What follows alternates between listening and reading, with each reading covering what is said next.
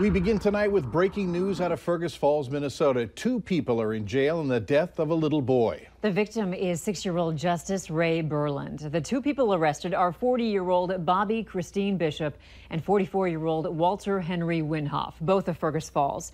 Both are in the Ottertail County Jail awaiting formal charges. Valley News Live has been following the investigation into Burland's death since yesterday. Fergus Falls police said yesterday morning early that Burland was brought to the hospital, was unconscious, and was not breathing. Attempts to revive him were unsuccessful. Now, Valley News Team's Melanie Palmer has been following this story. She joins us live now with the very latest in Fergus Falls. Melanie, what can you add? Mike, Andrea, we're still trying to find out more about what has happened in this suspicious child death case here in Fergus Falls. And right now, we're standing right outside of the home where it all started on the 300 block of Freiburg Avenue. And since this morning, we've had a number of people contacting us with some insight into what could have happened.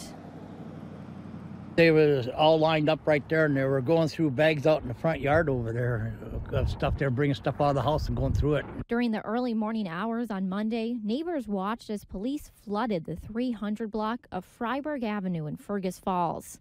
Neighbor Curtis Drake thought it was a drug bust. And has there ever been problems at that house before with cops? No, that people were really quiet. We didn't even know that, we didn't expect anything from them. But we now know a young child is dead. The child was taken to the hospital on Monday, unconscious and not breathing.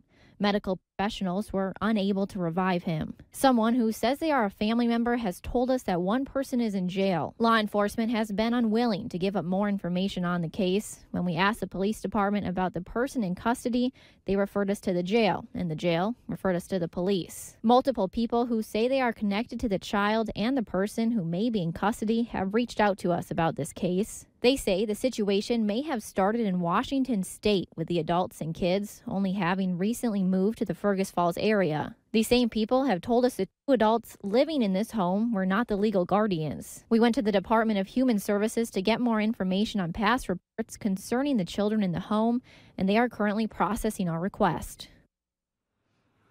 And once again, authorities have just confirmed that Bobby Bishop and Walter Winhoff are now in custody. We did try to speak with the landlord earlier today here at this home, and he told us that he wasn't even aware any kids lived here. Mike, Andrea?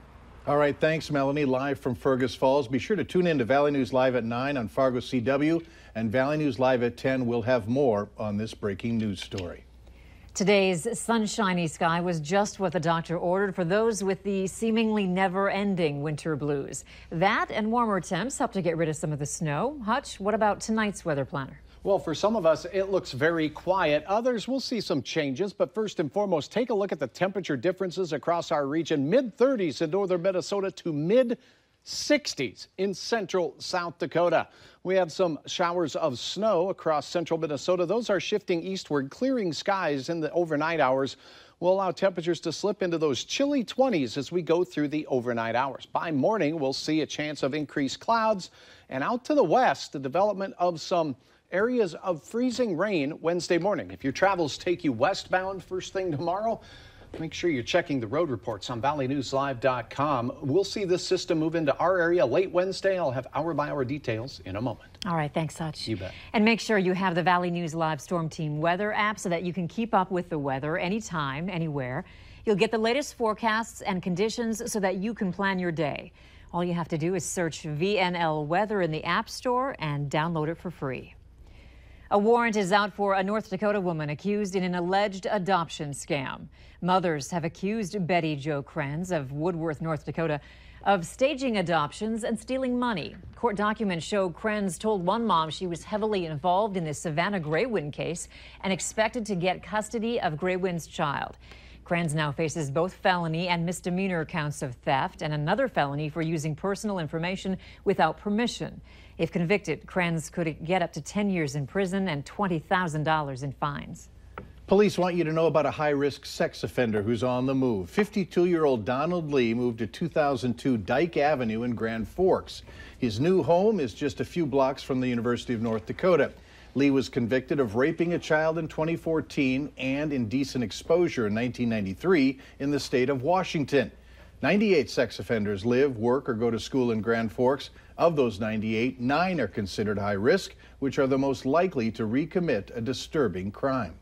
A Moorhead man could spend up to 10 years behind bars and face $20,000 in fines for allegedly robbing a pizza delivery man at knife point. Court documents say 27-year-old Dennis Salinas Jr. was charged with felony robbery with a dangerous weapon. The documents say a Pizza Hut driver was on a delivery in Fargo and was confronted by Salinas, who had a knife. Salinas took about $80 worth of food from that delivery man. Surveillance video helped lead police to his arrest. He's being held at the Cass County Jail.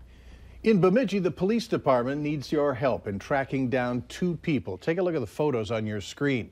Officers say that they are people of interest in an ongoing investigation. If you know who they are, call the phone number that's also on your screen, 218-333-8373, and reference photo 286.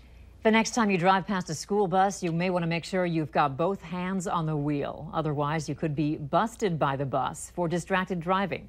Starting tomorrow, Minnesota law enforcement officials will be riding school buses, keeping an eye out for distracted driving and to keep an eye out for school bus violations. During the 2017-18 school year, 168 school bus citations have been turned into the Moorhead Police Department. Looking for a good school district? According to a new study, backgroundcheck.org in North Dakota, it's Northwood School District. It's #1 among districts with 1 elementary, 1 high school, serving the small town of less than 1,000. Student performance, dropout rates, school funding, and area poverty rates all factored into the ranking.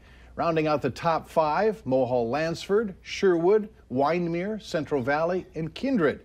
Among larger districts, Fargo was listed at 28, West Fargo at 25, and Grand Forks at 39.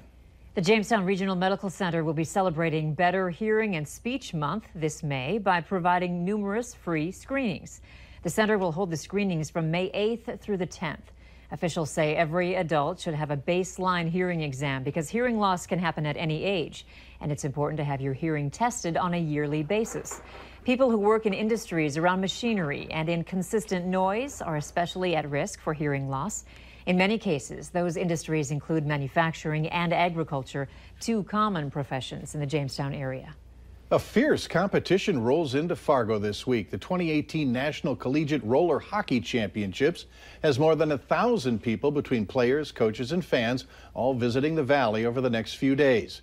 Organizers say the event could bring in up to $2 million, with the majority of the money going into local businesses. The play begins tomorrow at the Southwest Youth Ice Arena. That's off of 45th Street South. For a full schedule of list of prices, head to our website and click on this story. After a successful first run at U.S. Bank Stadium, the X Games are scheduled to return to Minneapolis through 2020. A 2-year extension agreement has been made for the City of Lakes to host the multi-day extreme sports competition. Last year, more than 100,000 fans attended the event, which featured the world's top skateboarders, BMX bikers, and Moto X riders. This year, the X Games are set for July 19th through the 22nd. General admission tickets range from $50 for 3-day passes to $20 for single-day passes. Later on Valley News Live at 6, a dog that was once deemed to be too dangerous is allowed to return home. What was needed to meet safety standards? Up next, a place to turn if you feel you're being discriminated against when it comes to finding a place to live.